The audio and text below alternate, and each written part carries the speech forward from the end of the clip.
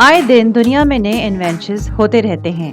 Photoshop से भी हमें बहुत अजीबोगरीब चीजें देखने को मिलती हैं, लेकिन आज हम आपको कुदरत के कुछ ऐसे करिश्मे दिखाएंगे जो असली दुनिया से भी ज्यादा हैरतअंगेज हैं। तो चलिए देखते हैं कुछ अमेजिंग नेचुरल फिनोमेना। आगे बढ़ने से पहले चैनल को सब्सक्राइब कर लें और बेल आइकन पर ऑल की ऑप्शन सेलेक्ट कर लें ताकि आपको नए वीडियोस के अपडेट्स मिलते रहें। क्विकसैंड जिसको हम दलदल भी कहते हैं, रेती, मिट्टी और पानी से बना होता है। दलदल वहाँ बनता है जहाँ पानी रेत के बाहर नहीं निकल पाता और लिक्विफाइड सॉइल जैसा बन जाता है जो ज्यादा वेट नहीं उठा सकता। दलदल रुके हुए पानी में या ऊपर की तरफ बहते हुए पानी में बन सकता है। जब तक इस रेत पर प्रेशर या अचानक बदलाव नहीं आता, ये तब तक क्विकसैंड काफी सॉलिड नजर आता है। प्रेशर पड़ने के बाद क्विकसैंड ताकत खो देती है और पानी की वजह से एक लिक्विफाइड स्पॉन्जी लिक्विड जैसा टेक्सचर बन जाता है। जब इस क्विकसैंड में कोई चीज डूबने लगती है तो उसका वजन बाहर निकलते हुए पानी और मिट्टी के बराबर होता है। एक इंसान का क्विकसैंड में पूरी तरह डूबना मुमकिन ही नहीं है, क्योंकि ह्यूमन बॉडी की डेंसिटी क्विकसैंड की डेंसिटी से ज्यादा होती है। कंटिन्यूअस पैनिक मूवमेंट की वजह से एक इंसान दलदल में धंसता चला जाता है। एक्सटर्नल रीजंस भी एक वजह है, जैसे कि मौसम, डिहाइड्रेशन, शिकारी जानवर और दूसरी चीजों की वजह से भी इंसान की जान को खतरा हो सकता है। Stalker geyser Iceland. गीजर कैसे काम करता है? जमीन में नीचे कुछ हॉट रॉक्स होते हैं और वहीं पर कोई अंडरग्राउंड नदी अगर बह रही हो या फिर कोई ग्लेशियर मेल्ट होकर बह रहा हो तो पानी पत्थरों के आसपास बहने लगता है। जब पानी लगातार इन हॉट रॉक्स पर हिट करता रहता है तो हॉट स्प्रिंग जैसा बन नहीं सकता, क्योंकि पानी बाहर आने के लिए बहुत ही नैरो वर्टिकल टनल होता है। इसलिए ये एक प्रेशर कुकर की तरह काम कर रहा होता है और नीचे पत्थरों पर बह रहा गर्म पानी फोर्स के साथ एक गीजर के फॉर्म में बाहर आ रहा है। यहाँ आप जो देख रहे हैं इसे स्टॉकर गीजर कहते हैं। ये हर 8 से 10 मिनट में इरप्ट होने लगता है। स्टॉकर गीजर की इरप्शंस 40 मीटर ऊंचे होते हैं या फिर 15 से 20 मीटर तक एवरेज हो सकते हैं। स्टॉकर गीजर कुछ वक्त के लिए इरप्ट होना बंद हो गया था, तकरीबन 20वीं सदी में जब एक अर्थक्वेक आया था। 1963 में ये ब्लॉक चैनल जिससे पानी बाहर आता है साफ किया गया था। तब से फिर ये गीजर इरप्ट होने लगा। देखने में कुदरत का एक नायाब करिश्मा लगता है। सी गूसबेरी का साइंटिफिक नाम फ्लोरोब्रैकिया फाइलियस है। ये नॉर्दर्न अटलांटिक ओशन, नॉर्थ सी, बाल्टिक सी और ब्लैक सी में पाई जाती हैं। ये क्रीचर्स छोटे राउंड ओवियड कॉम जेली जैसे होते हैं। ये तकरीबन 2.5 सेंटीमीटर यानी 1 इंच लंबे होते हैं। इन्हें एक लॉन्ग पेयर ऑफ टेंटिकल्स होते हैं जिससे ये दूसरे मछलियों के अंडों और अपने खाने को तलाश करते हैं। ये टेंटिकल्स 20 इंच लंबे होते हैं और ये क्रीचर्स जेलीफिश की तरह नहीं होते। ये बिल्कुल हार्मलेस होते हैं। हॉर्मज आइलैंड। इस आइलैंड की सॉइल आयरन ऑक्साइड से हाईली कॉन्सेंट्रेटेड है, जिसकी वजह से यहाँ के लैंडस्केप को एक रेडिश कलर का लुक आता है। यहाँ पर रेत और भी ज्यादा लाल हो जाती है और वेव्स बिल्कुल पिंक हो जाते हैं। ये सदियों से डाइंग, कॉस्मेटिक्स, ग्लास और सेरामिक्स में यूज हो रही है। बहुत सारे एक्सपोर्ट्स भी यहाँ से होते हैं। यहाँ की सॉइल इंडस्ट्रीज के लिए बहुत ही फायदेमंद मिनरल है। ये आइलैंड एक टूरिस्ट प्लेस के साथ साथ एक ट्रेड पॉइंट भी है। इस आइलैंड का पानी बहुत खारा होता है, जिसकी वजह से यहाँ के इंजीनियर्स ने मेनलैंड से एक पाइपलाइन बनाई जिससे इन्हें मीठा पानी मिल सके।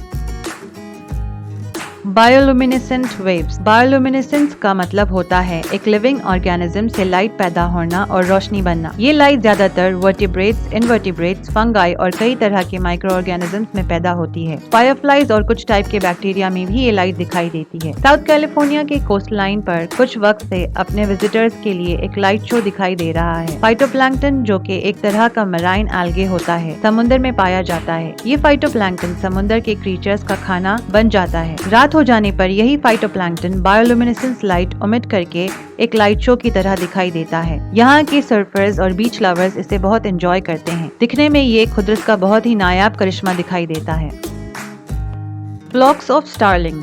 ये जो आप बड़े एरियल स्टंट्स देख रहे हैं इसे मर्मरेशंस कहते हैं। ये सैकड़ों छोटे छोटे बर्ड्स से बनता है जो हवा में उड़ रहे हैं। लोग इन मर्मरेशंस को देख के दंग रह जाते हैं। इसे कुदरत का करिश्मा कहें या जादू, मगर देखने में ये नजारा बहुत खूबसूरत लगता है। असली दुनिया में सिंक्रोनाइज स्विमिंग या कोरियोग्राफी करना बहुत मुश्किल है, तो फिर ये बर्ड्स कैसे एक साथ हवा में उड़ते हैं? क्या ये प्लान करके ऐसा हवा में उड़ने लगते हैं या फिर ये पहले रिहर्सल कर लेते हैं? बहुत रिसर्च के बाद साइंटिस्ट ने पता किया कि ये स्टारलिंग्स कोऑर्डिनेशन फॉर्मेशन में इसलिए उड़ते हैं जब कोई एक्सटर्नल फोर्स इन पर दिखाई पड़ती है, जैसे कि जब कोई शिकारी बर्ड इनके आसपास उड़ने लगती है तो इन स्टारलिंग्स को खतरा महसूस होता है। एक बर्ड होती है जो 7 दूसरे बर्ड्स को मूव करती है, तभी उन 7 में से हर एक बर्ड उनके पास उड़ रहे 7 बर्ड्स को मूव करती है, तभी ये इफेक्ट आता है। इसीलिए इन स्टारलिंग बर्ड्स के मर्मरेशन आसमान में बनते हैं। ये स्टारलिंग्स एक साथ उड़ना इसलिए भी पसंद करते हैं क्योंकि इन्हें ग्रुप्स में सेफ फील होता है और सर्दियों में गर्मी की जरूरत भी होती है। शिकारी परिंदे जैसे फाल्कन्स जब इन स्टारलिंग्स पर हमला करते हैं, उन्हें एक स्टारलिंग को मारना मुश्किल लगता है जब सारे स्टारलिंग स्पिन कर रहे हों और एक साथ उड़ रहे हों। ऐसे मर्मरेशंस में करोड़ों स्टारलिंग साथ उड़ते हैं। ये बहुत ही अमेजिंग नेचुरल फेनोमेना है। खवा इजन वोल्केनो। ये वोल्केनो जावा आइलैंड जो कि इंडोनेशिया में है मौजूद है। यहाँ पर 2 अनकॉमन चीजें पेश आती हैं। एक सल्फेटार मतलब एक ऐसा वोल्केनिक क्रेटर जिसमें सल्फरस और दूसरे गैसेस निकलते हैं। ये गैसेस अर्थ के ऑक्सीजन रिच एटमॉस्फेयर में आते ही इलेक्ट्रिक ब्लू फ्लेम बन जाते हैं। कुछ गैसेस कंडेंस होकर मोल्टन सल्फर बनकर बहने लगते हैं और वो भी ब्लू फ्लेम में जलने लगते हैं। दिन की रोशनी में ये दिखाई नहीं देते, लेकिन रात को ये ब्लू फायर दिखाई देती है। दूसरी अनकॉमन बात इस जगह की ये है कि यहाँ 1 किलोमीटर बड़ा कैल्डेरा लेक है जिसमें नीले रंग का पानी भरा है। ये नीले रंग का पानी इसलिए है क्योंकि एक्सट्रीम एसिडिटी और बहुत ज्यादा कॉन्सेंट्रेशंस में मेटल्स इस पानी में पाए जाते हैं। मेमेटिस क्लाउड्स। इन क्लाउड्स को मेमेटिस क्लाउड्स कहा जाता है। ये क्लाउड्स ज्यादातर बहुत बड़ी स्टॉर्म से पहले या स्टॉर्म के बाद नजर आने लगते हैं। ये क्लाउड्स स्मूथ, लंपी, लोब्स जैसे नजर आते हैं और बहुत बड़े ग्रुप्स में बनने लगते हैं। ये कई किलोमीटर तक फैले होते हैं। एक क्लाउड की डायमीटर 1 से 3 किलोमीटर तक होती है और लेंथ आधे किलोमीटर की होती है। एक क्लाउड तकरीबन 10 मिनट तक बाकी रहता है और क्लस्टर 15 मिनट से कुछ घंटों तक। इन क्लाउड्स में बर्फ और पानी या फिर सिर्फ पानी होता है। जैसे इन क्लाउड्स का अपीयरेंस होता है, वैसे ही एक्सट्रीम वेदर का मैसेज ये क्लाउड्स पहुंचाते हैं।